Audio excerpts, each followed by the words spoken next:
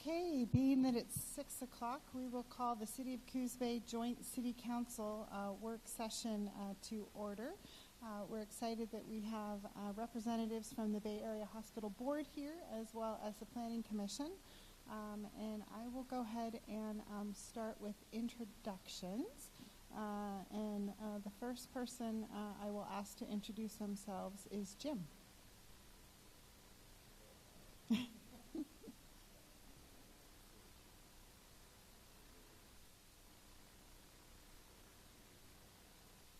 Wonderful.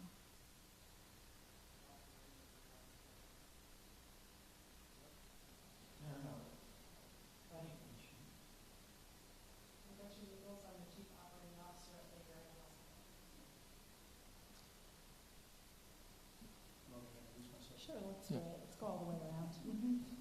Troy Privens, City Council for City of Coos Bay. Okay, Lucinda Genova, Coos Bay City Council.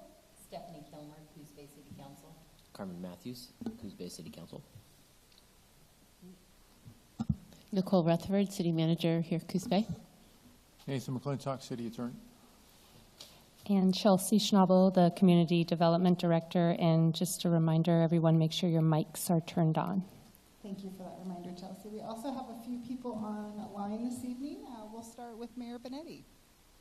Joe Benetti, Mayor of Coos Bay. Looks like we also have Councilor Stevens online. Hi, everyone. Sarah Stevens, City Councilor, Coos Bay.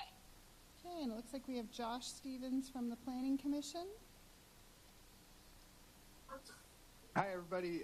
Josh Stevens, Planning Commission. Okay, I think I got everyone online, and I did want to let everyone know that Dr. McAndrew will be joining us shortly. It's a busy night, back-to-back meetings, so we'll see him soon. With that said, I'm going to, the first item on the agenda is the Bay Area Hospital Housing Opportunity Site Project. And Chelsea, I'm going to turn this over to you. Okay, thank you.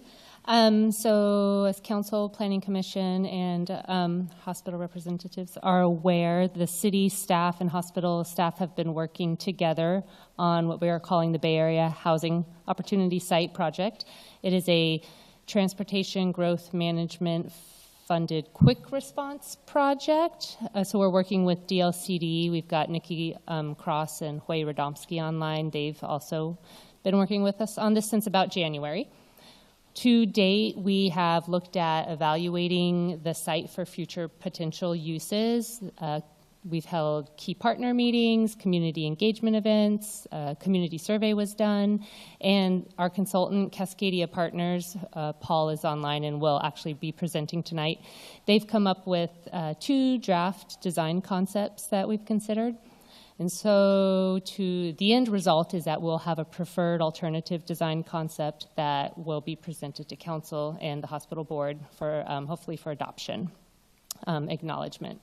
And I will turn it over to Paul, who's going to present a lot of our kind of key findings to date and go over all of that information. So Paul, take it away. Sure, absolutely. I'm seeing down at the bottom, I don't believe I have the ability to share my screen. Is that something that someone else will be able to do? Oh, actually, you know what? I just need to read a little more closely. I do have the ability, so scratch that last. My name is Paul Runge. I'm a project director with Cascadia Partners, which is an urban planning and real estate strategy firm based in Oregon.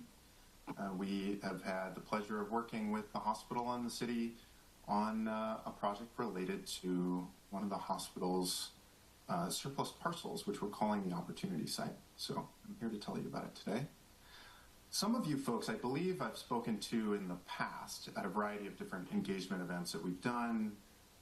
We spoke with the Planning Commission a couple months ago, and then we met with what we called our Key Partners Group, which I think included a couple people from the City Council and from the Bay Area Hospital Board. So for some of you, unfortunately, I think there's going to be some repeat content. So I appreciate your patience with that up front. But we'll also get to some new stuff, and we'll get everybody on the same page and level set in terms of context about this project. As I go through, please feel free to, I'll try to pause periodically for questions or comments, but this is your work session, so feel free to hop in for clarification or discussion as needed. But know that I'll pause period. So what are we talking about today? We're talking about this opportunity site highlighted in yellow. It's just south of Bay Area Hospital and northwest of downtown Coos Bay, sort of at the center of the region, and obviously being beside the hospital next to one of the largest employers in the region. And we are conducting a feasibility study for what might be possible in terms of development of this site for future uses. And so we are exploring the challenges to achieving that, as well as the possibilities that come with it. Why are we doing this? Why now?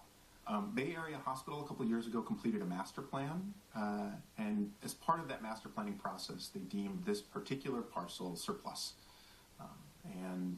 There are leaders within sort of the hospital or health district that sort of understood that the community has a broader need for housing. So the thought was, let's explore whether or not this surplus parcel could help meet that need, among others. Another reason why we're doing this now is that the state had funding available to complete studies to try to get more housing built in Oregon, and to help understand what conditions might be needed in order to make that happen on particular sites. And so that grant being available also created an opportunity where the city and the hospital were able to partner to bring aboard a consulting team, us, and an engineering firm, and get this work done.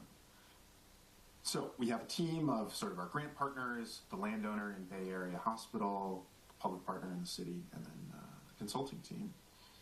And our goal for this is really to unpack, like I was saying, what's possible for the site and those challenges. My team, I don't, as much as some days I might wish I could, I don't do any sort of physical development of sites. And so somebody else is going to carry forward this work in the future. Some development team, maybe with multiple partners. And so the idea is to collect all of the needed information into a study to really help them get started on the right foot, not only in understanding the challenges that the site faces and its potential, but also understanding what the community might support and what would be aligned with the city, the state's, and the hospital's goals. So to tell you a little bit more about the grant that's funding all this work, I'm going to hand it over really quickly to our partner at DLCD, Nicole Cross, and then we'll try to breeze through the rest of the background content very quick so we can get into more of the meat. Yes, thank you, Paul. I'm Nicole Cross, Land Use and Transportation Planner in the Transportation and Growth Management Program, that's TGM. So this project is funded in part with a grant from TGM, and we are a joint program of the Oregon Department of Transportation and the Oregon Department of Land Conservation and Development. This grant is financed by the Federal Highway Administration, local government, and state of Oregon funds. On the screen, we have a chart showing the different programs that are within TGM. The left side is the orange side, and that's the ODOT side. The blue side, or the right side, is the DLCD side. That's where I work. And this project is specifically under the Quick Response Program. So I am the grant manager for this project, and here just to make sure the grant is moving along and is in an advisory role. Paul, next slide. Thank you. So TGM funds projects that align with our mission, and our mission is by linking land use and transportation, TGM works in partnership with local governments to create vibrant, livable places in which people can walk, bike, take transit, or drive where they want to go. So we encourage all TGM-funded projects to follow these goals and objectives, which are providing transportation choices to create communities with balanced and interconnected transportation networks, creating complete communities of vibrant neighborhoods and lively centers, supporting economic vitality and growth by planning for the movement of people and goods, saving public and private costs with compact land use and well-connected transportation patterns, and finally promoting environmental stewardship through sustainable planning. So I'll turn it back over to you, Paul. Great. Thanks, Nicole. Okay. And at a very high level, we've been on about a 6-month schedule, 7-month schedule. It starts with evaluating the site, learning about it, its physical characteristics, its surrounding context. Then we talk with the community about it. So we administered a survey, like Chelsea said, and we spoke with what we called our key partners group, which included representatives from a variety of local organizations and sort of key civic roles. Then we explore different concepts for the site. And the hope there is to land on something that is representative of the aims that we heard during the engagement portion of the process, as well as in line with the aims that the city, the state, and the hospital are bringing to bear. And then also, beyond that, we want to land on the most economically feasible version of the project that still does those things. And then finally, we articulate and establish that vision for the future. So like Chelsea was saying, we make a recommendation to the health district and to the city for you to acknowledge, and hopefully in the future for there to be work done in order to bring it to fruition. So we are towards the end of that process. Today is an opportunity to hear from you, your reactions, any remaining questions, so we can dot our I's, cross our T's, and sort of finalize that vision and the feasibility study. A lot of partners come to bear on this work. I won't linger too much on this point, but like I've mentioned, a lot of different groups' goals need to be represented. Sort of in the work that we've been doing over this 6-month process, I will highlight in particular that the health district holds title to the land and will make sort of final decisions about how the land is used. I just want to make sure that we acknowledge that as part of the balance of goals that folks are bringing to the fore. Any questions before I get into a quick overview of what we heard from the community during our engagement process? Paul, I just want to acknowledge, I think I see Wei Radomski on this call, so I really want to thank Wei and Nicole. Wei is a huge advocate of our community, and I'm just grateful for her passion and the work that she's done. So thanks, Wei. Yeah, appreciate that and echo that sentiment. All right. Any questions before we proceed? One quick question of clarification. The parcel that we're looking at is just the 17 and a half acre parcel, not the additional adjacent one that has Hospital Way on it. That's another 23 acres that has. That's correct. Okay. Yeah. I just wanted to make sure. Yeah, so it's about 16, 17 acres, and it's directly south of that Hospital Way, or the parcel that has Hospital Way. And there's a ravine sort of between the two. Yep. Sounds good. Thank you. Mm-hmm. All right. So try to quickly get through some of this information about what we heard from the community during the engagement phase of this of the project. Some of you were part of that, so again, I appreciate you bearing with some of the repeat content. One of the key things that we're trying to establish when we start to talk with a group of key partners, which includes folks from the business community, folks from the school district. I think we had community college represented, a variety of different sort of advocacy and interest organizations. We had one or two city councilors attend, some folks from the hospital. We brought together a big group. We had staff from local tribal governments, both the Coquille Indian Tribe and CT Clusie. So we brought a variety of key civic partners together and sort of partner governments together in order to talk about goals and priorities for the site. I won't go into great depth, but this is just to say there were a variety of themes that emerged to the top that were most emphasized among that group.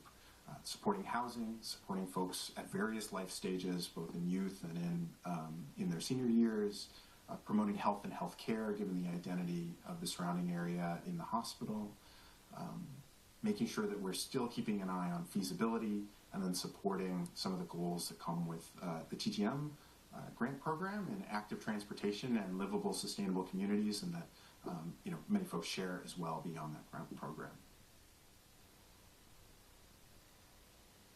Part of the way that we try to translate goals and priorities into an actual framework for thinking about designing, a future for this site is we like to change them into evaluation criteria, essentially change them into questions where we can qualitatively begin to unpack, is this doing all the things that we wanted it to do? So essentially we've rephrased those goals as questions.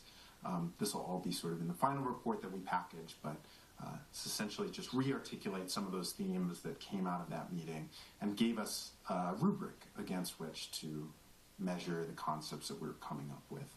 So those same sorts of themes, in particular, the ones that had sort of greatest emphasis and support among that group of civic partners was supporting a diversity of housing options, both in the type of housing and the affordability level, and then having a sense of community, place, and alignment with the sort of natural space that's also on site and adjacent to the site.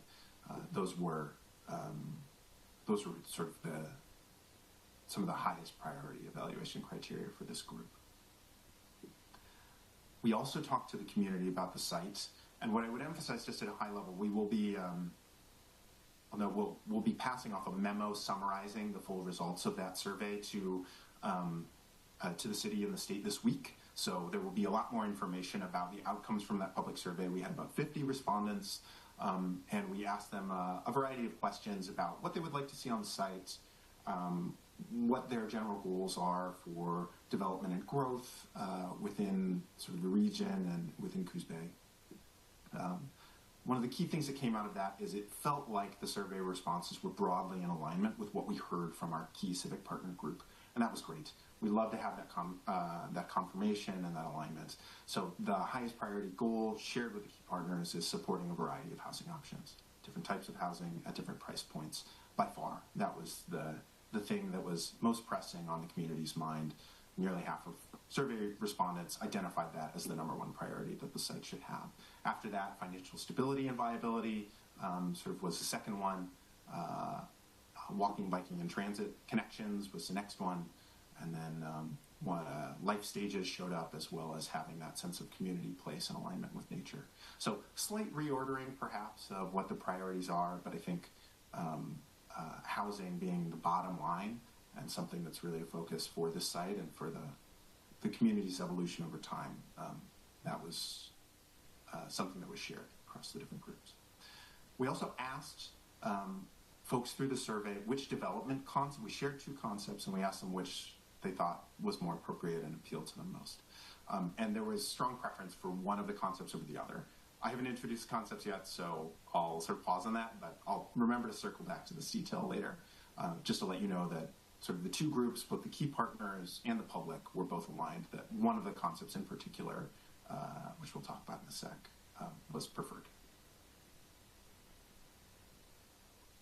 Okay, I'm going to proceed into giving a little more background on the site itself and what those potential concepts are. Any quick questions or comments before we get into that? Paul, I would just comment that seems like an awfully small sample size of 50 people.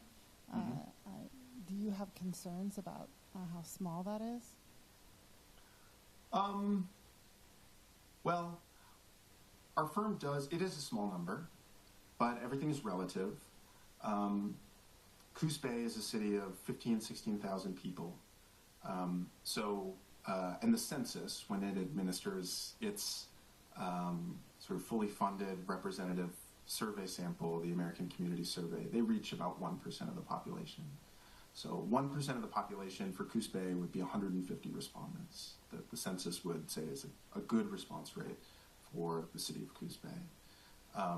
We are running a much more informal sort of survey relative to that in a very concentrated area, not necessarily speaking to the whole city, but one particular site. So when I frame it that way and sort of think about it within the professional context that our firm has, I do feel comfortable with 50 responses. Certainly I've seen surveys with a lot less. That said, should anybody take away from this that this is a conclusive, decisive understanding of community priorities? I think not. What I would say is that alignment between what key partners are seeing and articulating as important to them and their constituents, alignment between that and survey respondents gives us a stronger signal. So that sort of raises my level of confidence that housing is the number one issue, and that some of these other pieces are more secondary. Great answer. Thanks, Paul. Of course. Any other questions before we go into the site contents?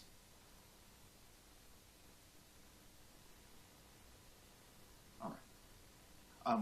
We've already talked a lot about the left side of this, so I won't belabor that. I just want to introduce that the site, it's part of the sort of Pony Slough that feeds down into Pony Creek and then down into the bay. It's forested. It has ravines that are sort of conveying that water in intermittent streams. We've heard from the Watershed Council that at times those have been fish bearing, and so that would have a natural preservation importance from a natural preservation angle and an environmental reporting angle, so that's important to note.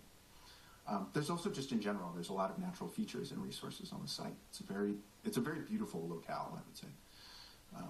And I enjoyed getting to visit the site. I think it inspired a little more what we thought was really possible on the site. Right now, the site functions as open space. Not many people, I think, are getting back there into the 16-acre parcel, but some of the neighboring parcels, the hospital maintains trails on them. And so I think people are fairly regularly walking on those and enjoying outdoor activity there. And I think that's the main way that people are engaging with this area right now. You'll know if you've walked on those trails that this is a site that has a lot of topography on it. And what this ultimately means is that this is a site that's challenging to develop. It's challenging to build roads on that topography. It's challenging to pad out spots for houses. It's challenging to lay utilities and run them in a cost-effective fashion. So we think we've done our best to solve for some of those issues in the best way possible. That said, that is like the uphill, no pun intended, the uphill battle that this site faces. The site is zoned as part of the medical park zone, which, despite the name, also does allow for residential and mixed-use development. I want to call your attention in particular to the mixed-use portion of that. Not only is that something that I think connects well with the states and some of the city goals about how this could look as a neighborhood, what I would say beyond that is that in order to make this site financially feasible to build on, you're going to need a significant number of housing units. And that means that you need to have a significant allowed residential density. Mixed use, the provisions that are in the zoning right now, allows density restrictions for the residential portion to sort of go away. And what that means is that you could have a mix of, standalone single detached dwellings, middle housing, and apartments. That would those different forms would be allowed and would instead be hemmed in by the height restriction, which is, I believe, is 3 stories. So just to be aware that having a mixed use or a commercial component of the site, even if it's a very small one, is an important part to sort of unlocking the site's economic potential. Here's a map of the site, specifically with the topography called out and some of the natural features. The colors that you're seeing here are slope gradients. So the red is like really steep ravine. The oranges and yellows are quite steep, but still you could probably grade them in such a way where you could have a road or you could pad out some houses. I'll note that if you look at some of the areas outside of that light blue box that's highlighting our opportunity site parcel, you'll see some of those slopes are, they're throughout the existing neighborhood. This is not topography that's unusual for Coos Bay's current built landscape, but, it's challenging. There are houses on stilts and, within a couple blocks of this site, and I think that's just indicative of, the challenging and innovation that's often required to work with this sort of stuff. The blank areas and the green areas have much more mild slopes.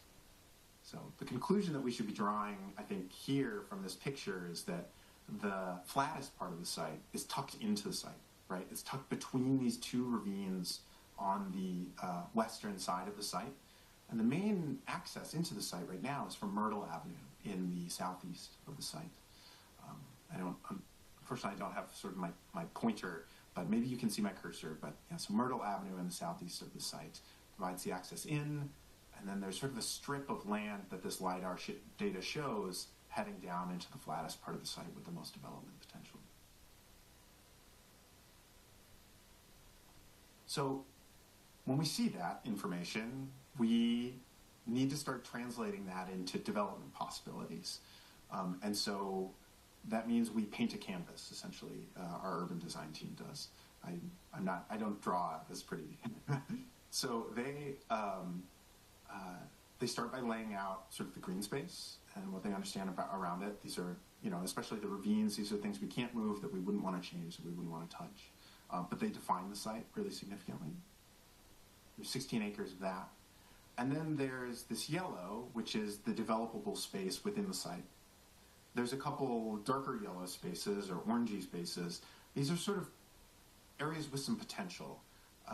They might have difficult topography and require a little more grading or sort of unique strategic padding out to create space for houses. They're just this constellation of pieces. I'm not going to talk through them all, just for the sake of time. The one that I will call your attention to is the one immediately to the west of our parcel, sort of highlighted in darker blue. It's labeled NBMC parcel. So that parcel is owned by North Bend Medical Center. And that's the part of their parcel that hasn't been developed into a parking lot and into their facility. It's just sort of forested space, and a portion of it, that portion nearest to the Myrtle Avenue right-of-way, is flat. That's a really potentially important piece for us, because that would be a neighboring parcel that might ultimately become part of a broader sort of neighborhood vision for developing this area. There are a couple advantages that I'll go through in just a sec of how that parcel could be woven into a broader urban design in order to unlock some of the opportunity site's potential. Without that additional piece, I think the options are a little more limited. We did speak with North Bend Medical Center, I will say, and they don't have any immediate plans for this particular parcel. And it's something that they're interested or would be open to having conversations about in the future in terms of either providing access or potentially even a sale. So after we paint that canvas, we start to think about how we might address the circulation into and out of the site. For fire code, you need 2 access points that are a certain distance apart in order to allow for a significant number of housing units. For single dwellings, it's over 30 units. And so in order to make development financially feasible on the site, you have to have more than 30 standalone dwelling units. And so what that means is we need to provide 2 points of access. And so we created 2 scenarios, both of which provide multiple access points after some iteration. This scenario is called the out and back scenario. And the red is our vehicle access that I was just referring to.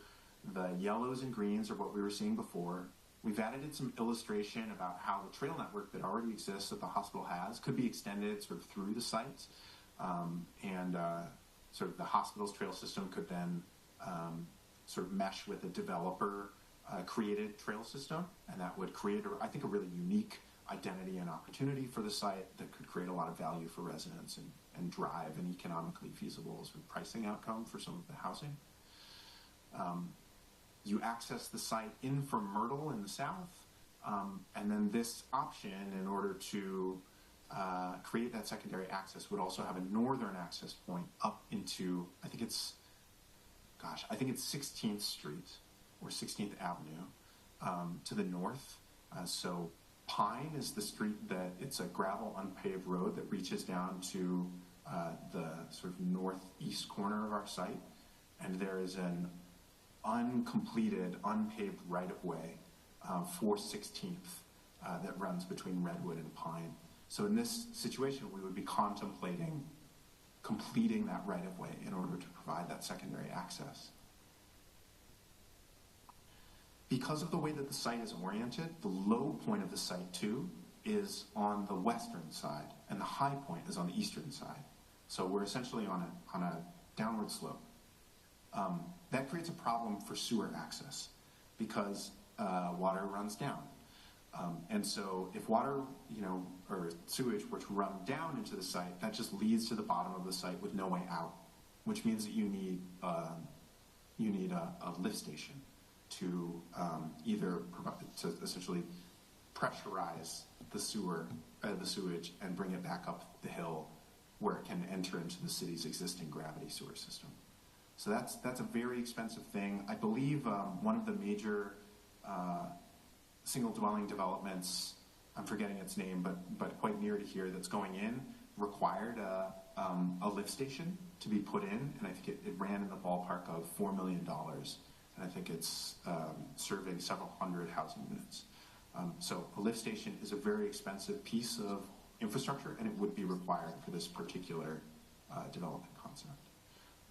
If you were to build the road to the north that I was describing earlier, you would also need to culvert that 16th Street right-of-way, and that would come with additional costs as well. So in addition to the cost of building housing and building the roads as you normally would and the utilities as you normally would, there's like these unique infrastructure costs that come with this particular development scenario. The other scenario we contemplated involves the North Bend Medical Center site. So it contemplates the possibility of having an access easement or purchasing some either part of the parcel or access through the parcel in some way. So again, the red is the road network, but in this case, because the road network is going downhill and then connecting into sort of that western Myrtle Avenue right of way out toward Woodland Drive, there can be gravity-fed sewer service. So that means essentially the sewage just flows downhill and then goes into the existing sewer system over there. That saves you the cost of needing a lift station, but it does mean that you need a bridge. You need some way of crossing the ravine that's in the southwestern corner of the site. Based on conversations with our engineering partner, we believe that the bridge option sort of it kills two birds with one stone. It essentially provides your secondary access and it solves your sewer issue with the same piece of infrastructure. And ultimately, even though a bridge is expensive, that still saves you money. The extra cost that this situation does add is it does add the risk and the cost of gaining access to North Bend Medical Center's parcel, purchasing it from them, etc.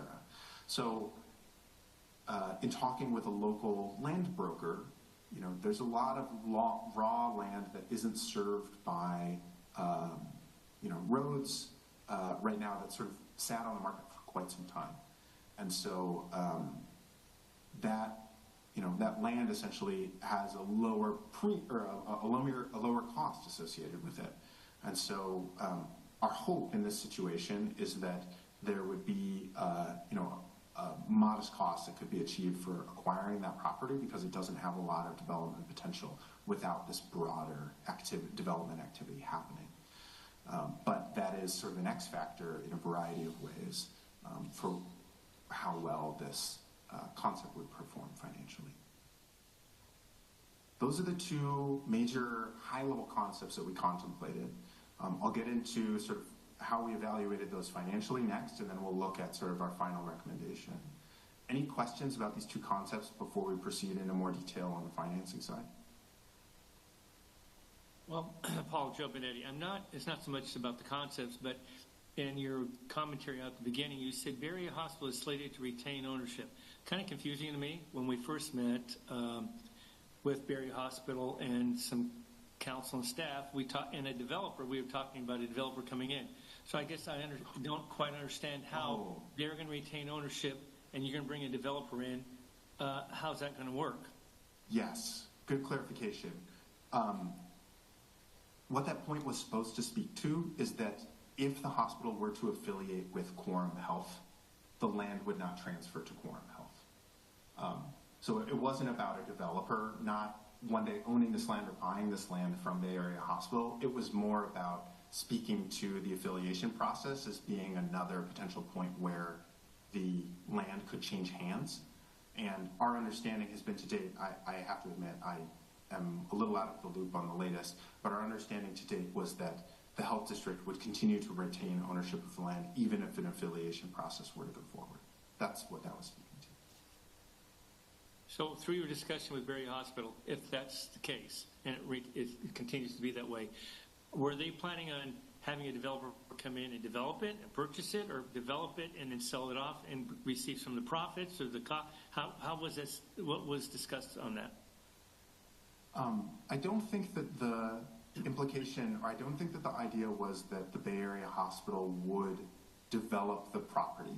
I think that sort of involves some specialized skills that I didn't understand to be part of how the hospital was going to approach the site's future. So I think it would lean more towards the latter option of selling to a developer that's aligned on vision and can do something with the site that the hospital and sort of broader community is aligned with. But ultimately, I can't speak for them, and so Gretchen, I would love to invite you into this if you have anything more to say to clarify the hospital's position. Paul, if I may interrupt, Troy Cribbins, City Councilor, but also currently the Board Chair for Bay Area Hospital. And I believe, Gretchen, you can clarify for me, but I believe that our thought process is, if this worked out, we would liquefy that property in the effort to see this expansion, because it wasn't really property that the hospital could use for a strategic plan. But Gretchen?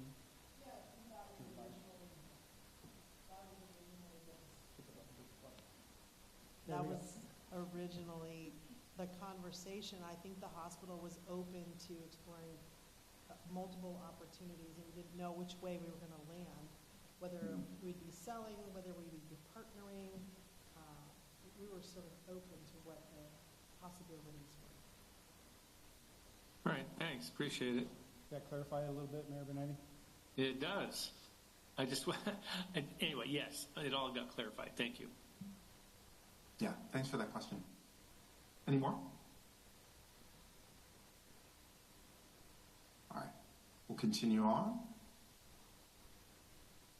Oh, I guess there was one final thing I did want to mention coming to the end of that introduction of the design concepts, which is just to say that we think the most economically viable version of development vision for this site, it's ultimately going to have to create a unique value proposition for residents and for this, the surrounding neighborhood, but in particular for future residents that would be buying into this.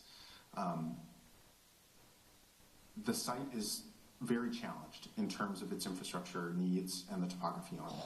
And so we have to find a way of flipping the script and saying that, you know, the natural space that is there, the ravines that are there, those are a way of creating value. So there are communities around the United States that have tried to orient more towards natural spaces, toward topography, by introducing, for example, networks of trails or orienting along sort of a central walkable spine. And so those are some of the ideas that we're playing with when we're thinking about introducing a trail network to the site that sort of runs around the periphery. Is how can we create something that adds to the site's identity and creates a unique value proposition for residents? So there will be more on that later, but I just want to allude to that as I think one of the key pieces of what will unlock this moving forward from our perspective. Okay, financial analysis. This is where we start getting into the dollars and cents of how the two concepts that I just introduced tend to perform when we start to look at the financial value that can come out of developing them. This helps us land on one of the concepts as being stronger, the through height concept, the second one. So get to that in just a sec. I did forget to circle back to this. That is the concept that was supported most by the key partners and by the community group. So we do have alignment there that's going to be shown to be the more, I think, financially opportune route. So we'll talk through all of that just now. I'm going to start with some scenarios that don't work, essentially. And then we're going to work more towards something that does work. I think the exact numbers here are not what to focus on, because estimating the costs, particularly of horizontal infrastructure development on the site, is very, very challenging to do at a detailed level without a lot of work done by a contracting developer who focuses in paving, grading, and utilities layout. So what's more important, I think, is the high-level findings on how incrementally do you move towards something that is more financially feasible. That's going to be most instructive about what the most viable development scenario is, even if the numbers are sort of plus or minus in either direction. So something that doesn't work very well The out and back scenario, which I brought up earlier, if we were to develop it with a mix of owner product and rental product, talking about maybe 140 units for rent, maybe 70 units for sale, so that comes out at about 25 units an acre. If you were to develop the site according to that plan and incur those special infrastructure costs that I alluded to earlier, the net profit is negative. You're not getting all of the money that you put back into it. We have at the bottom an equity multiple. So this is essentially what proportion of your equity are you getting back. So when it's 1, you're getting your money back. When it's more than 1, you're earning a profit on top of your equity, and hopefully making significantly more than that from sort of the market's perspective. So the out and back scenario, we think it does not look particularly strong because of the high infrastructure costs associated with it, and in particular because rental products, based on the interviews that we did with local developers and the sort of the market research that we did on achievable rents, it does not seem to us that that is a particularly strong market right now. We think that that's evidenced too based on the fact that that there has not been, our understanding is there has not been a lot of new market rate rental that's been built in the region at a significant scale. You know, perhaps some homes or duplexes or triplexes for rental, but not many large apartment developments recently that were not subsidized. That's our understanding. But we do understand that there's ownership product that's being built. And so what we heard from developers and sort of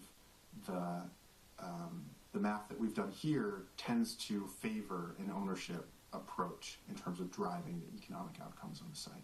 It tends to look a little more favorable in terms of the balance of revenues and costs. So if we do that with the out and back scenario, if we switch it over to an ownership focus, it improves the performance by several $1 million, but it's still not a break-even project yet. And we think that's because it's just really weighted down by infrastructure. It requires a lot of road to serve this particular site and some specialty infrastructure that we think just ultimately doesn't quite work. If you switch over to the through hike scenario, still focusing on for sale product, things start to look a little better. The infrastructure costs are decreased in this scenario. You do have the uncertainty around acquiring the neighboring parcel, but the overall amount of infrastructure is less, and you still are getting a similar amount of development activity. And so we think that this is something closer to a break-even scenario, essentially. So this is the baseline from which we really started working from beyond that. One of the things that the community was asking for is there a way to get multiple types of housing on the site at multiple price points? That would be optimal. And so what happens is when you introduce affordable housing into a sort of master plan pro forma, you're essentially taking land and you're making it so it does not generate a profit. Because affordable housing without subsidy, broadly can't sustain, it does not produce a whole lot of profit over the long term. So without getting into more details about the nuances around that, we'll just say it's essentially not as strong a financial performer. There are ways that you could potentially introduce affordable housing and still have it be a financial benefit to the overall development. And that would be if by introducing affordable housing, you were able to access infrastructure funding. Infrastructure funding in Oregon, a lot of it that is related to housing in some format or overall neighborhood development, it requires some sort of affordable housing on the site. So there are pools of money that you can access if you have affordable housing on the site to help pay for your infrastructure. So this scenario contemplates what if we were to take several acres of the site and dedicate it to affordable housing, and then you were to, on the back end, or sort of, you were to access some sort of public grant to offset that of a couple $1 million to help pay for the infrastructure.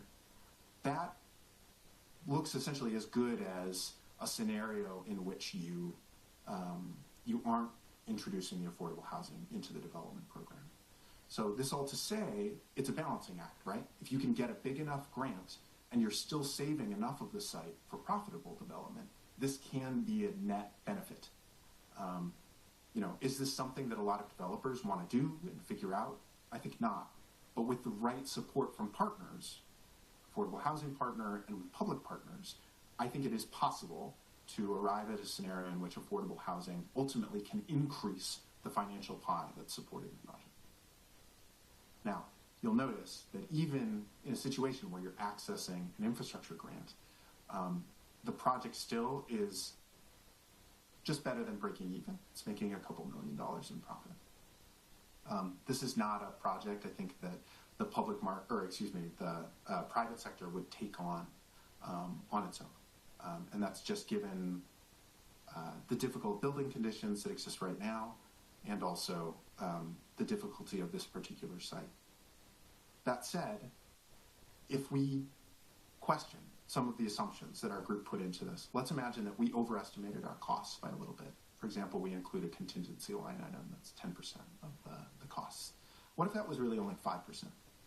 And what if the value proposition to the residents was better than we think it is?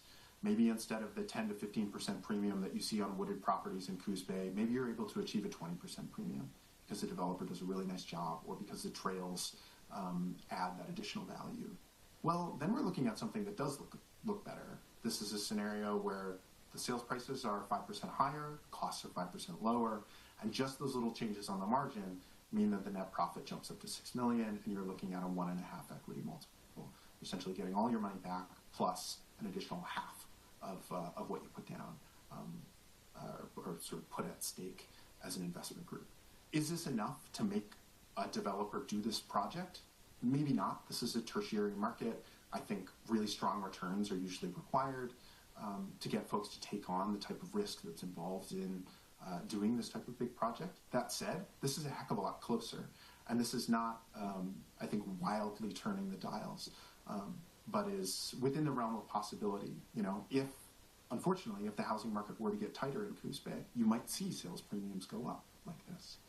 And if in the future the sales to cost balance were to be more favorable than it is now, and right now it is not particularly favorable, that would also align with this sort of final scenario.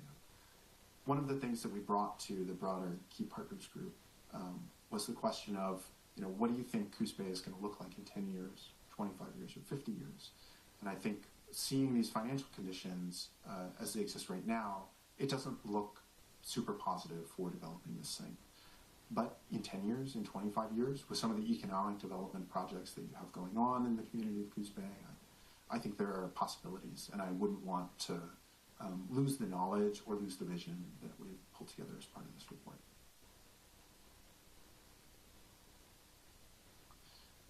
A little bit on infrastructure funding before I pause for questions. This is one of the key ways that the city of Coos Bay can help make something happen on this site. And again, much of this is tied to having some sort of affordable or income-restricted housing component on the site, though it does not have to be all of it. Community development block grants are a well-known tool. They're capped at $2.5 million of grant size for water and sewer, and $1.5 million for community facilities like a park, for example. This is restricted to housing that has that is serving folks at 80% of the area median income or below. So essentially, a low-income housing project could access a community development block grant. This is something the city could apply for. And so, if affordable housing were part of the vision, some of the infrastructure could potentially be paid for via a community development block grant if the city applied and were awarded this fund. ODOT has an infrastructure bank. They offer loans. Some of them are below market and have a deferred repayment schedule. This is something a developer could apply for. There's no set maximum to the loan amount, but that could create several $100,000 worth of value in terms of the reduced interest and the deferred repayment. That's another thing to look into. The state last year, or the year before, having trouble keeping track at this point, had put in place a revolving loan fund. It's essentially very recently got off the ground, though, so I think these funds are broadly still available. It's a $75 million pool to fund moderate income housing, ownership or rental. What it essentially does is it provides a grant from a sponsoring jurisdiction to a developer that wants to build moderate income housing. And that grant is then repaid because the jurisdiction, the sponsoring jurisdiction, foregoes property tax revenues on whatever has just been built. The idea there is essentially you're borrowing from the tax revenues that wouldn't exist if you hadn't done the project. So in the baseline scenario, you have the same amount of tax revenue as you have as when the project is built, essentially. So it's not like a loss to the property taxes of the jurisdiction. But what it does mean is you have that reduced property tax amount, or you don't get the property taxes from the development, or all of the property taxes from the development over the repayment period, say 10 years. But then after that, you do get the full property tax amount, as well as the fact that the development occurred. So that's something to look into. It's a new pool of funds and could potentially be useful. One last thing that I'll mention, there's legislation right now that's moving through committee. It's called HB 3031A. This is a grant program that would be for moderate and low-income housing, specifically for infrastructure to support those projects. So this is an idea that keeps on coming up again and again, and if it doesn't pass in this session, I imagine it may come up in future sessions. So being aware of what the legislature is doing and trying to tap into those funds would be really advantageous. HB 3130 has the particular advantage of, right now at least, while it's in committee, it has about 25% of the funds set aside for small cities, and Coos Bay would qualify for that, which gives you a less competitive path towards accessing those funds. Okay, that was a lot about finances and sort of the general financial approach that we think is going to be most economically viable. Any questions, comments? Yeah, Paul, I have some. If it's affordable housing, is there still taxes generated from that? I think it depends jurisdiction to jurisdiction. Not every city has a property tax waiver, I believe, for nonprofit-owned affordable housing. And I don't know what rules the city of Coos Bay has on the books, but I believe it's a jurisdiction by jurisdiction determination on that. Right, because I know low-income housing, there are no property taxes, so I didn't know if that was the same with affordable housing. And if it was, then how would we benefit from the tax revenue that was available on that third one that you suggested from the state? Yes, so that particular piece would be for moderate income housing. It's a moderate income housing revolving loan fund. So this would be applied, for example, to a portion of the ownership housing that we were talking about for the site. So there's no, we don't think that a concept would work where it's all affordable housing. I don't think from a financial perspective that would work. But there might be an opportunity to do a mix of ownership market rate housing and affordable housing. The moderate income revolving loan fund could be for a portion of that closer to market rate priced housing. So essentially, if you were within whatever price cap is set for 80 to 100% area median income for Coos Bay, if you're within that price limit, that would allow you to access this loan funds for the property taxes that would be generated from that for sale ownership property, separate from any affordable housing that's on the site. So we have to just find out about affordable housing, how that fits into, I guess, the city's taxing on it or not. Is that what you're stating? That's my understanding. I should know this off the top of my head, but I don't recall the exact rules around. I thought it was jurisdiction to jurisdiction, but I may be incorrect. It may be that all low-income, capital A affordable housing does not generate property tax revenue. But Nicole, So the other do you thing- want to weigh yeah. in? Mayor Benetti, let's have Nicole weigh in on that. Sure. So I'm not certain on the actual types of housing versus the type of entity who owns that property. So nonprofits, generally speaking, would not pay property taxes, but I don't know that across the board with clarity. So affordable housing is nonprofit? Is that what I'm understanding? it wouldn't necessarily be. Yeah, I mean, I don't know how everyone else feels, but I think we need to be middle income or moderate income. I mean, I think that's what the goal we're trying to accomplish with all our housing at the moment. So the other thing, what was your price per square footage on these homes? in terms of sale price, Well, no, I mean, are you talking $135 a square foot for a building, 160 In terms of building? 200? Yeah, so the all-in cost, I think, was under $350 per square foot, including hard, soft costs, and contingency, all the site work. The hard cost portion of it, we talked to a local developer who said that they're aiming, at least for sort of townhome type product, to be aiming for $150 a square foot in that ballpark. And so that's where we started. But you got this at $350 a square foot. Yes, after you incorporate everything on top of those initial hard costs. So, if I understand, when you say include the hard costs, so a complete package, you're talking about the property, you're talking about the bridge, infrastructure, roads, all that. That's $350 a square foot. Is that correct? Okay. I don't know the exact number off the top of my head, but it's somewhere in the 300s. All right, thank you. Yeah. Yeah, and which I think it's a great question to ask because it raises the really important point of the infrastructure being such a big part of, and the site work being such a big part of the ultimate cost that that gets borne in terms of the actual construction, so not the soft costs, not financing costs and stuff like that.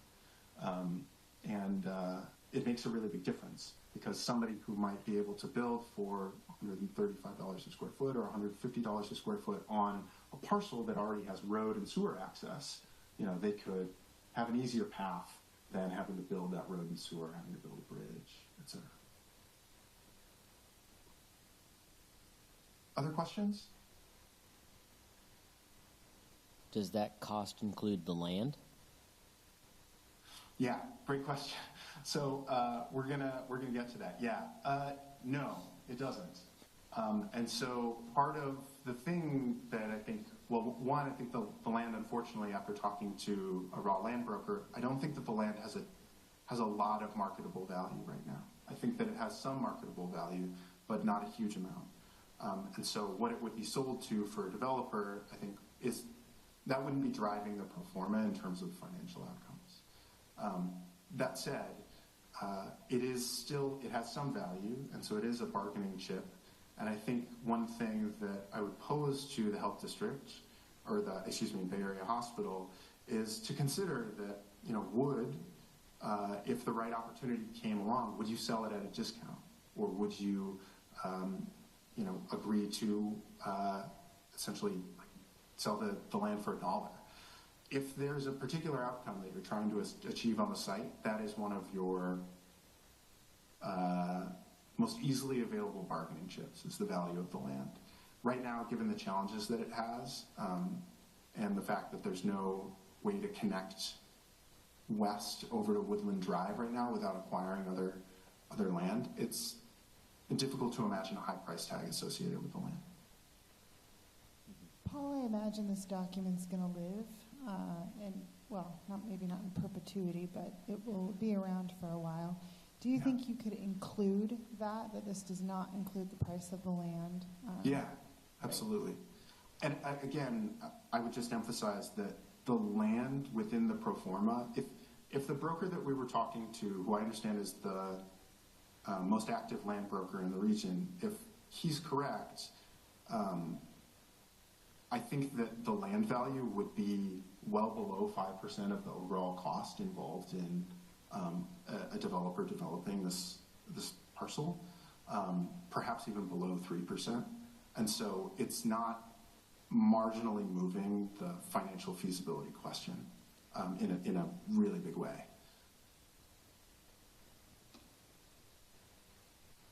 Other questions? All right. So where does that leave us in terms of what we think is a design that has the greatest chance of being financially feasible in the future and captures the sort of community input that we received to date and that we think represents good design that's aligned with sort of all the different levels of government's goals for this. We started by laying out a set of lots that follow that topography that we talked about earlier, and we tried to include a mix of housing types to capture that as being some of the sort of interest and that folks express for the broader vision. So in this particular situation, we have apartments sort of loaded more towards the south of the site. We have a road that runs through and then crosses over into the neighboring parcel with a bridge, and then sort of attached housing that could be sold as ownership townhomes along the length of that right-of-way with some alley-loaded parking. So in this scenario, what we're contemplating here is about 80 to 90 townhomes, about 70 apartments. So that's coming in, I think, a little under 20 units an acre. And then there's about 2,000 linear feet of public road and utilities. What that looks like when you illustrate it is this.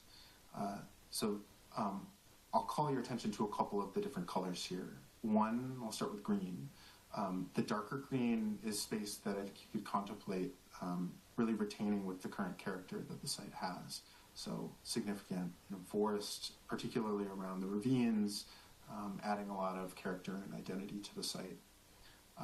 In lighter green, you could try to maximize the amount of sort of building that gets put onto the site. So I think there are a couple of pockets where there could be additional homes slotted in, but we've sort of, as part of the illustration, included the possibility for some park space. Along sort of there's a spine for the roadway. The roads are, the pavement is in white. You can see sort of running through the center of the site, up from Myrtle, and then into a roundabout, and then across the bridge. That's sort of the spine of the site. Towards the south, like I mentioned before, you have in brown, you have the larger apartment buildings. This is looking at a 24-unit apartment building, 3 of them with a parking lot in front. And that parking lot prevents the need for needing sort of a right-of-way that's up to public roadway standards, and instead can just be sort of built to a lower cost as a parking lot and sort of private road standards. Let's see, yeah, and then townhomes sort of throughout on both the neighboring parcel and the opportunity site. The last thing I'll call your attention to is the yellow. So this sort of highlights some of the existing trail network that the hospital maintains and how it could be extended through the rest of the site. We think doing something like this, whether it's trails or some other approach, to provide a unique value proposition to residents, we think that that's going to be key to achieving the sort of sales prices that would be required to actually get this off the ground.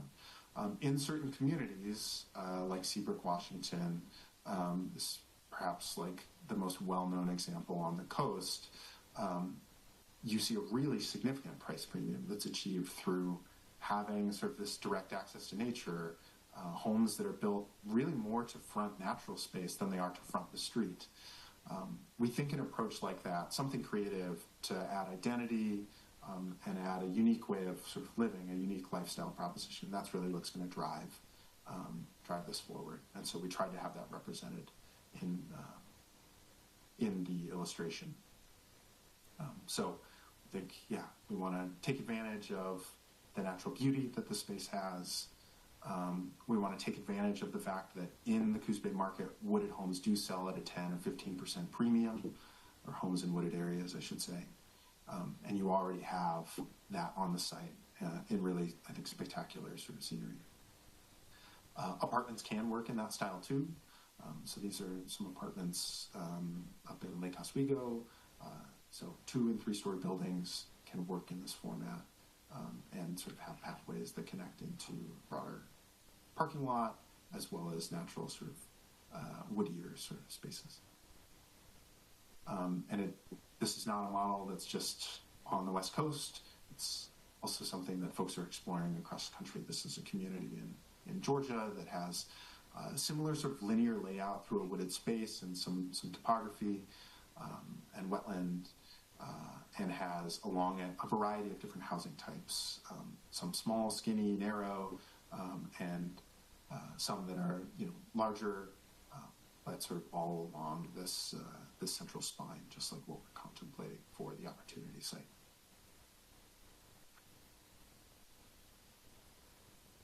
So we think overall the through hike concept tends to look best when it comes back to the evaluation criteria that we were contemplating as a group at the outset.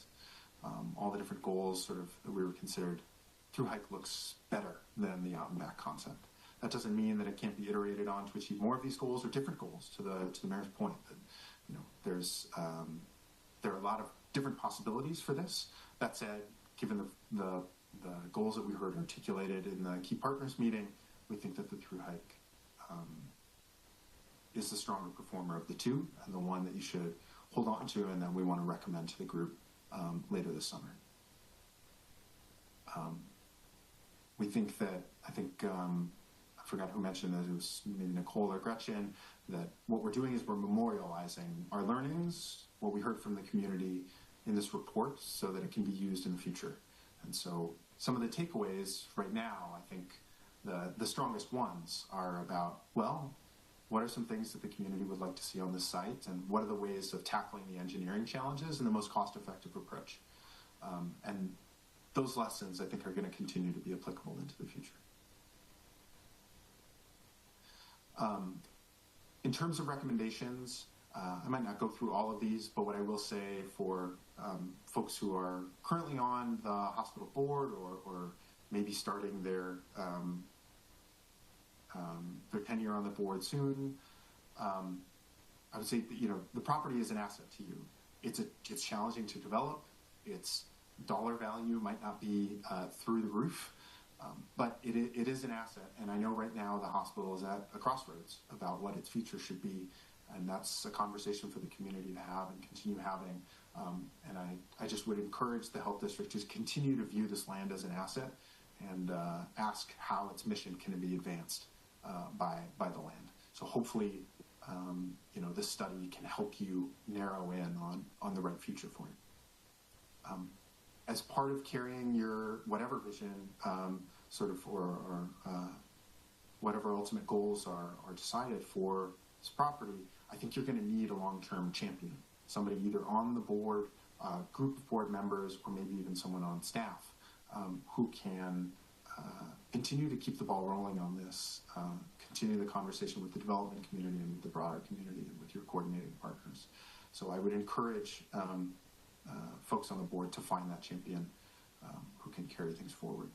In the future, there may be, there are opportunities to sort of formalize a conversation with developers and with the group of partners that would be needed in order to do this work. So I think meeting with North Bend Medical Center, again, would be a good idea.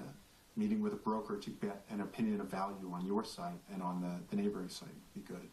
And considering some sort of request for either proposals or expressions of interest. So something where you're asking the development community, hey, these are some of the ideas that we've had. This is what we think the challenges are. This is what we know about the site.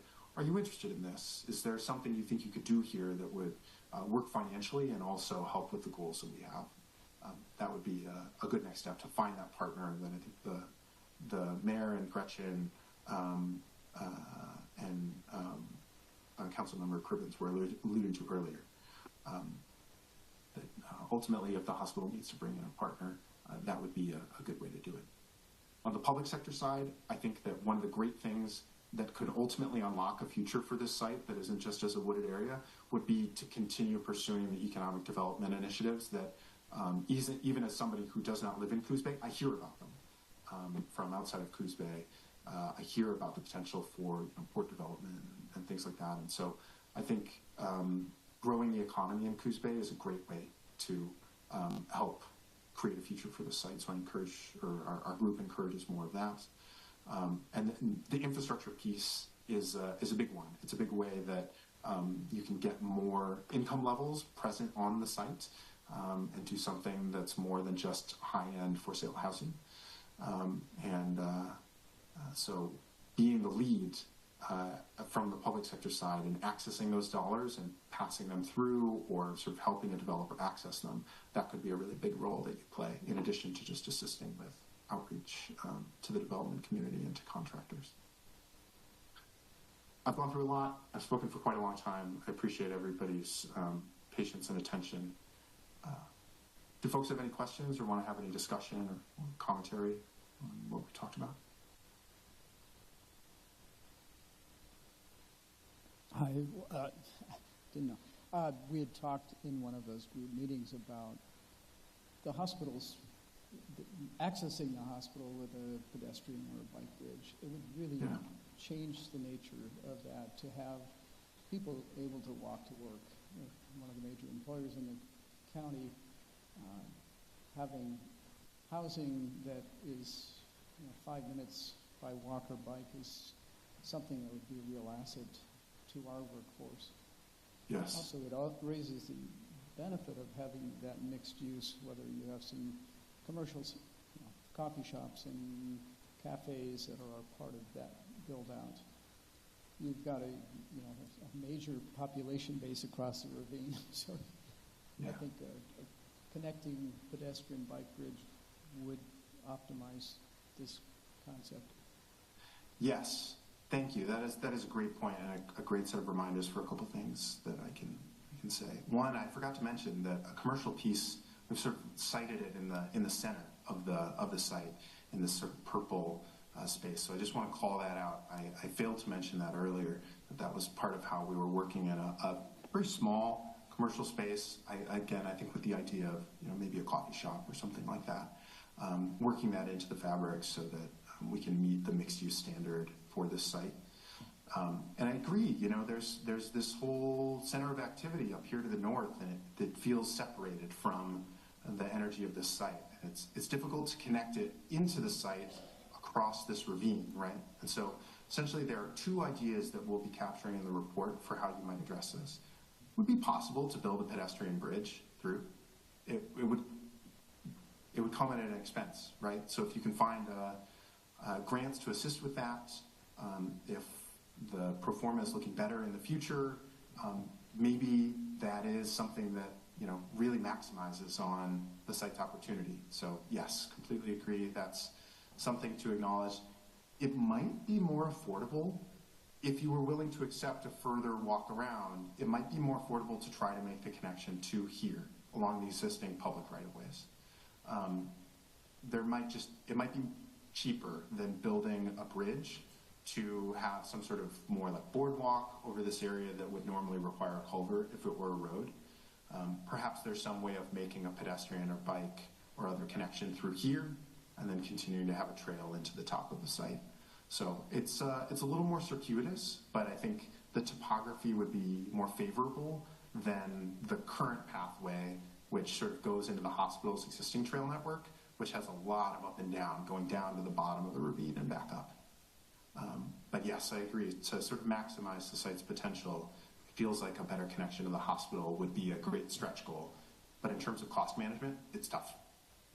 Thanks, Paul. Are there any other questions from this group? If there are no further questions, I will thank you, Paul, for your very thorough presentation. And Chelsea, I will defer back to you for next steps. So next steps would be that consultant would finalize the report, this preferred alternative, and then we would come back to council and then back to the board of directors, the Bay Area Hospital Districts Board, for kind of adoption by resolution, just acknowledging the work that's been done and the plan that's in place. And that would likely be, it is summer, fall. Yeah, timeline. So it would come back to council? Correct. Summer or fall? Yeah. Okay. Yes. Great. Okay, if there are no further comments, Paul, again, thank you so much, and thank you to Nicole and Wei, and really appreciate everyone's work on this project. And the next item on our agenda is a presentation by Affordable Housing Oregon, and Nicole. Yes, thank you. I will open us up. We had the opportunity to meet with the folks here, going to speak with you tonight at the League of Oregon Cities conference, which was held in North Bend this year during spring. And these folks bring a pretty wide scope of expertise, both in development, but also in construction. They can take a community from starting with the land all the way to handing those keys over. So they've been really generous with their time today. They spent the day speaking to several of members of staff and council. And so they're just here to kind of share a little bit about their work and even potentially a project that they have underway, which is pretty exciting. So if you want to come up and maybe can introduce and.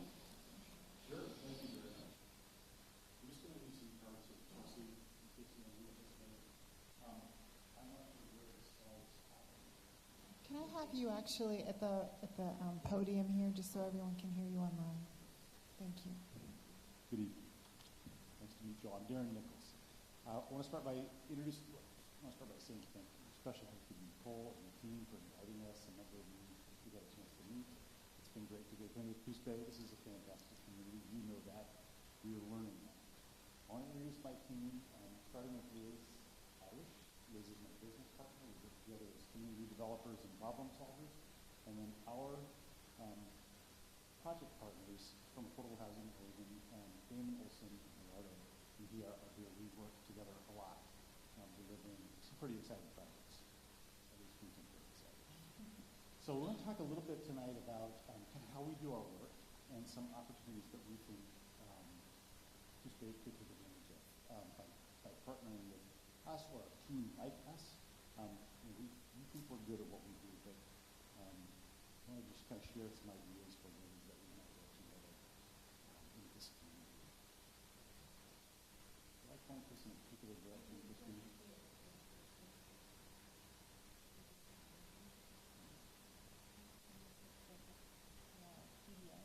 Stand on your left foot, put your right hand over your head.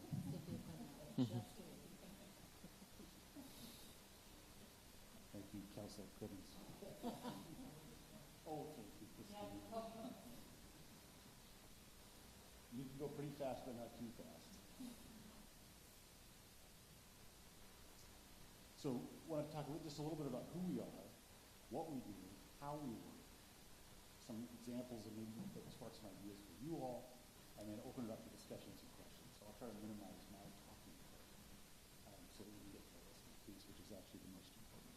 Good. So who are we? Well, we're Nichols and Irish. We're a small LLC, but we can be many partners. And we like to say there's no challenge too small or too big for us. And the more complicated, the better. We actually love the hard things. We work closely with Affordable Housing Oregon, a number of investors, other developers, commercial builders, residential builders. We have real estate counsel that keeps us out of trouble and also helps us kind of find unique solutions and much, much more. So what do we do? We like to call this collaborative community development.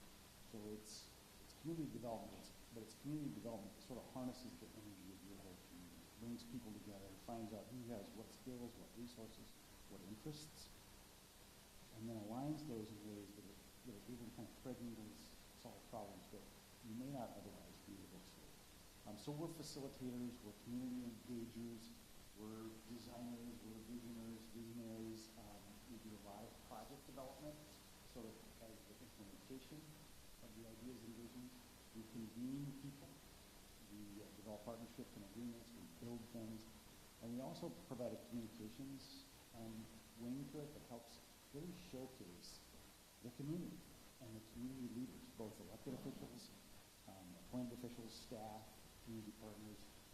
We try to do that along the way. It sort of gives everyone confidence that we can do great things when we're working together. So how do we work? I think this is really important. We meet communities where they are. So I used to work with a colleague in Eastern Oregon who would say, look, if you've met one Oregon community, you've met one Oregon community. And the point was, no two communities are alike. They can be similar, but the challenges are unique and different, and so are the opportunities. We try to meet you where you are. We do a lot of listening. We facilitate conversations and community engagement. We heard a little bit from Paul earlier about people they talk to. We try to get right down into the weeds with as many people as possible. Council President asked an excellent question. Is that sample size big enough? thought Paul did a great job of answering it. The truth is, it's ideally we try to reach everyone in the community. That's hard to do, but we try. We try to get as many people sort of at the table or engaged in the conversation as possible. That is how we were able to find the most productive solutions. And so bring the public sector and the private sector together in ways that leverage the strengths of each. And when we do that, then it gives us an opportunity to encourage people to invest in outcomes.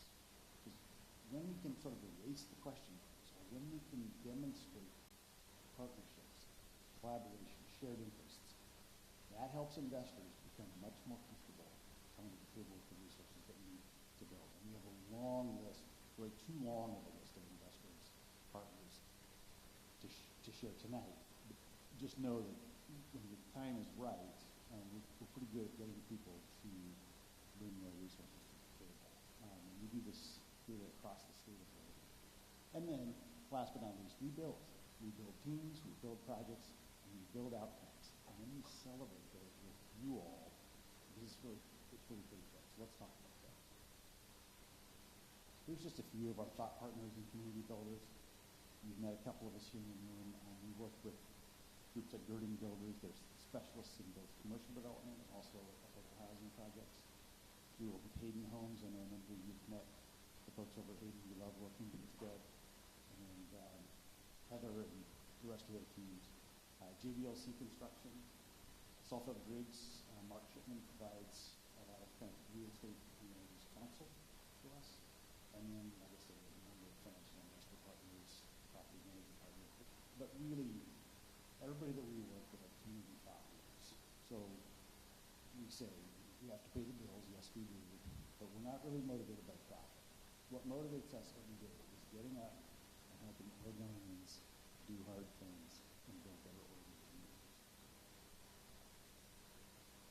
So, a few recent projects and ideas. We've been working on infill housing for seniors, for Oregon workforce, more seniors it looks like, and veterans. Transitional cooperative communities. I'll show some pictures here in a minute of a really innovative little project that we're proud of. Adaptive reuse of existing industrial sites, so taking properties that are kind of non-standard and figuring out what to do when they've served their life as an industrial production. Work on VGB expansion, potentially for some housing on the North Coast. And then we'll end with a complete neighborhood town center, which we've taken from getting kind of what seemed like an almost impossible vision to what's looking more and more like a reality. So just a couple of kind of philosophical points here. We believe a strong, resilient community is really two different. It's housing, it's economy, efficient transportation of all types, including automotive, but also bicycles, pedestrian, kind of how you want to move through the community. We deal with wetlands and natural resources. The main thing here is that to build resilient, welcoming communities, we have to build and invest together. It's just, that's what makes a community a community, and we like to think about it. All right, so this is the Hub City Village. This is a cooperative community that Damon and his team built for the Creating Housing Coalition in Albany, Oregon. It's a 1.4 acre site. It's got 27 small format single family homes on there. It's designed to accomplish a couple of purposes. One is reuse an infill site, but to build a community that gives people who have experienced or are experiencing homelessness a chance to get back into the workforce with a stable home. And if you ever get a chance to visit, we'd be happy to tour you through Hub City Village. There's 27 single family homes here. The residents are very proud of their community. And it's pretty fun, actually. It's inspiring to drop in and meet the folks here because they really work like neighbors. Should. They care for each other, they support each other, and their work-life balance. They have a community garden. The parking lot's covered in a solar project that provides power to all these places for free. This is kind of under construction. Here's what it looks like looking down one of the main boulevards. They're kind of fun, colorful houses. Damon, how many square feet are in these places?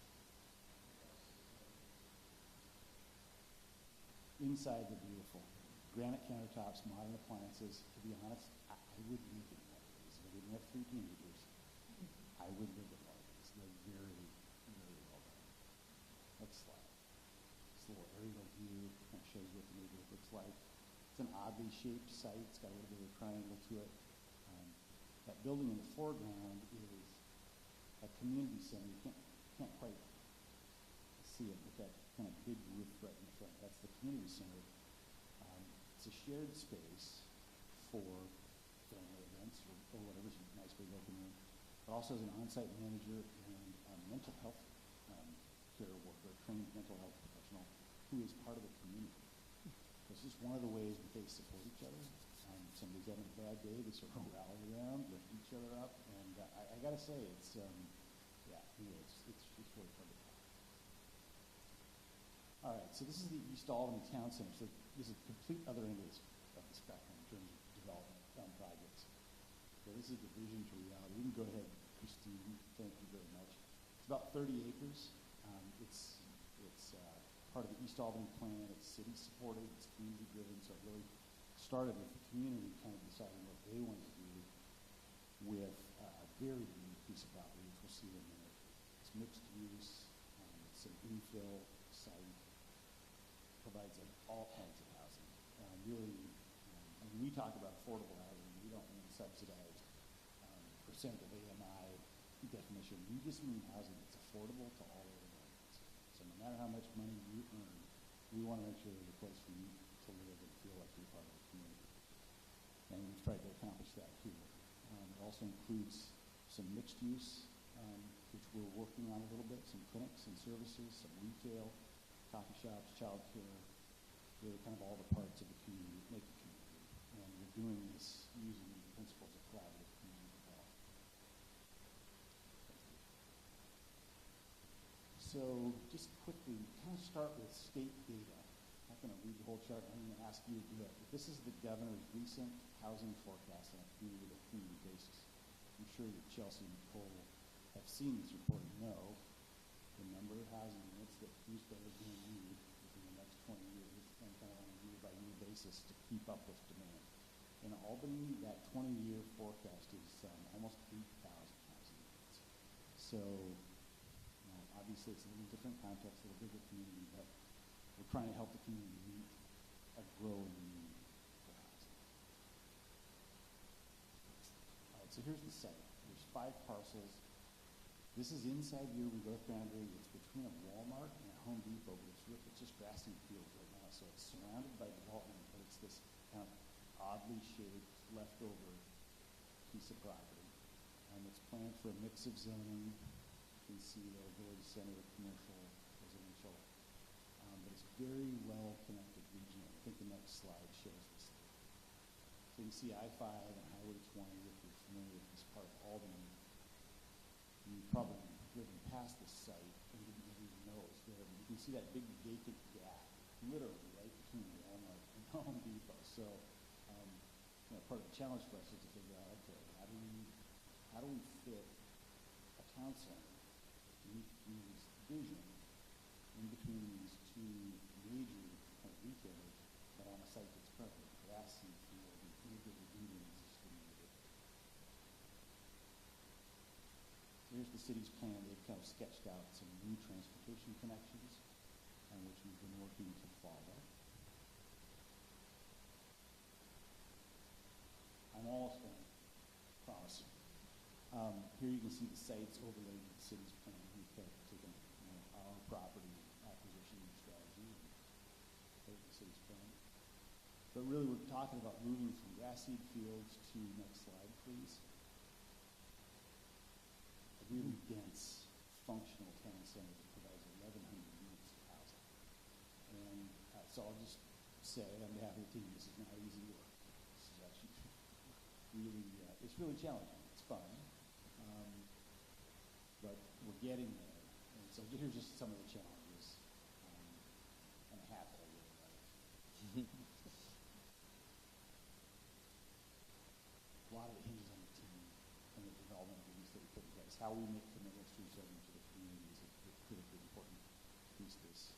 Glad the council's here because we we like to work with city staff, including the attorneys, because you know how to kind of protect communities' interests, and we like to work with everybody that we want to make sure we deliver what we promise. Thank you. So we are just in the process of entering into an annexation and development agreement with the city, where the city is committed to take care of the annexation, to provide some tailored zone changes, zone areas and zone changes that specifically meet the needs of our developers. So this is where the city brings some really powerful tools to the table. We have a lot of ability to shape the way development looks. And this is where that team effort it just delivers way more than we could if we were sort of just showing that fine property and trying to fit the code.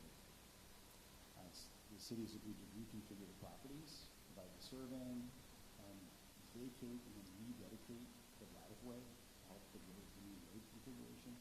And really importantly here, the city council and the staff are supporting a master site design and have applied to the TGM program for a quick response grant, like the one you just saw. We just got the approval last week from DLCD and ODOT to help do some of the hard math around how to make this work from a financial perspective, but also from a community perspective.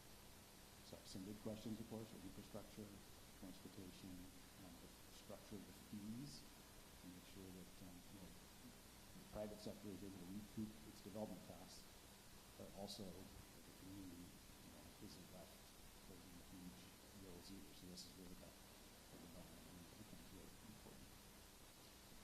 So just a few questions for you all. What would you like to change or add or build in Gooseberry? We're going to make if you could wave your magic wand, or if you could help me wave your magic wand, what would you like to do? What do you see in the future? Who all should be involved in those changes? That's one of the really important questions, is asking who needs to be at the table if something is going to move forward. And what resources or tools are available, and what are the challenges that we'd like to address if we would do something. I should say that we've driven around and looked at some sites a couple times now. There's some really exciting possibilities. A little bit challenging, but that's okay. I stand by what I said earlier. We love challenges. So I think I'll just stop.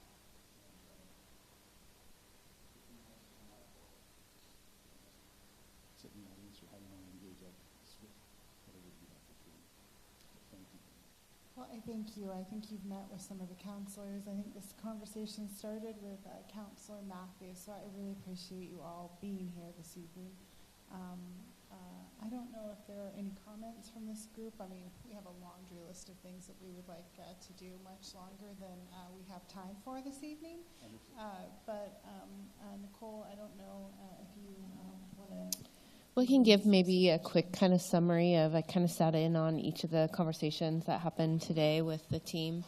We identified some key properties in the city that we are all very familiar with and would like to see something built there, specifically Inglewood, Gussie's. The hospital site was a discussion because of the challenges there, and these are challenge folks who like to take on challenges. What's the other? I feel like there was one more place. And then we really just kind of talked about the mix that we're looking for, both in, affordability ranges. And again, I love the fact that they identify affordability doesn't always mean a price point that's on the low end. It means what's available, affordable for individuals of all income ranges. So that's a great concept to kind of wrap our heads around. It was just really open. They also shared a lot of resources from their network of folks. Councillor Stevens was there with her workforce hat on, and we got some resources to connect for some of the projects that are happening here. I mean, they were open to share what they connect to in their work. So a lot of ideas floating around. I think we have more conversations, definitely, but it's really exciting to see driven professionals willing to come to rural communities and kind of open up conversations. So. Great, thanks, Nicole. Mayor Benetti, did you have any comments? Well, yeah, I think this group is a great group. Many of us met them at LOC. I think Troy, myself, Sarah, and Carmen. And Carmen brought them there. I did have a discussion with them, and the site that Nicole mentioned is Inglewood, which we hopefully will have in our ownership soon. We've also talked about the hospital property, and I'm glad we finally got the site development. That would give them some idea to see if that's possible. I think in that case, the city needs to step up and find a way if we can help relieve some of the costs on the infrastructure. Maybe start talking to the legislature again, going after more grants from them. We're a little bit more, I guess, seasoned, I guess, Nicole, going there. So I'm not worried about going again and trying. And then Gusie's I talked about also with the Vega property. How can we make that work? We talked about Empire really being a wonderful area and a corridor. They talked about some other properties that are there. Berea Athletic Club is a possibility, and some others that could maybe participate in the development out there. So I think there's a lot of opportunities. How we go about it, I think, is going to be a discussion that we should have. And I would like to have maybe a work session with this council and our group to talk about how we move forward. I think that sounds great. So love that idea. So what I've heard is you're going to solve Gussie's for us. You're going to take care of the hospital. And I also heard Inglewood. So we'll be scheduling a work session soon so you can make all of our dreams come true. Any other comments from the group? Just as a side note, I also plugged a library with multi-floor housing. Yeah, do you guys build libraries? Yes, we do. And we're still working on a roundabout as well. So. Yeah, still working on that. I just want. I'll just say, we chuckled that these are all very beautiful projects, and we'd love to help you do that. I also want to I think Way is probably off the call now. I want to do a shout out to all of you for working together with the state. I actually used to be a regional representative for DLC in Northeast Oregon, based in Laguna. And then I was the division manager for all of the regional representatives statewide. I'll say it's communities like Coos Bay and the people around the table today who know how to work together and spend their Tuesday evenings talking about things and actually get things done. And so it is a thrill for us to come and see your level of excitement. I'd say if you're in, we're in, we will find a way. So. That's awesome. Great. Thank you very much. And thank you for that shout out for Way. We're very fortunate to have her as a representative in our area. So thank you very much. If there is no further business, I will thank everyone for being here this evening. And this meeting is adjourned. Thank you. Sorry, Nicole. Public comment. Gentlemen, I know that you've got something to say. No? Will you please come up to the podium and tell us who you are and where you reside? I wanted to remind everybody about the Scout Cabin celebration this Saturday at 11 o'clock up at the end of Mingus Park. And I had the joy of riding bicycles with the Front Street Community Bike thing across Market Street and through town, and it was really fabulous. Anyway, thank you so much. Great. Thank you, Dean. Mike, anything for you? Okay. Gentlemen, you did hear that in all these presentations, bike paths were part of that conversation. Okay. Wonderful. Great. If there are no further comments, this meeting is adjourned. Thank you. All right. Thank you.